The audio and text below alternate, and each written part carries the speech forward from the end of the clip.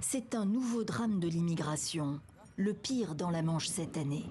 12 personnes au moins, parties du nord de la France en direction de l'Angleterre, ont péri dans le naufrage de leur embarcation à environ 15 km au nord de Boulogne-sur-Mer.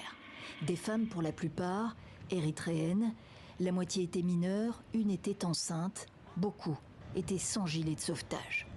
Après dislocation du canot, 51 personnes ont pu être secourues, précise le ministre français de l'Intérieur.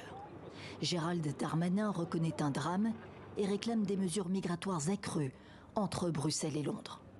Ce sera sans doute le rôle du prochain gouvernement dès qu'il sera nommé, et donc du prochain ministre de l'Intérieur, de négocier ce que nous demandons et ce qui a été demandé par le président de la République à Boris Johnson il y a plus de 2 ans, un traité migratoire entre la Grande-Bretagne et l'Union européenne. La priorité est dans la traque des passeurs pour le maire du Portel.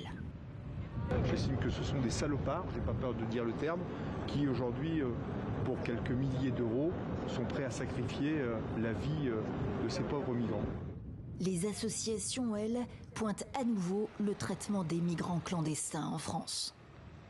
Les exilés prennent la mer parce que les camps sont démantelés, parce qu'ils vivent dans des conditions déplorables, parce qu'ils sont traités comme des animaux, parce qu'il y a de plus en plus de forces de l'ordre qui vident les camps, qui vident leur abri de fortune, qui enlèvent les couvertures, les tentes.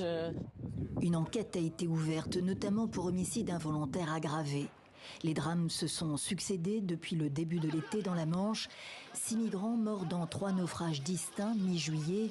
Et avec celui de mardi, ce sont au moins 37 personnes qui sont décédées entre la France et le Royaume-Uni depuis janvier 2024.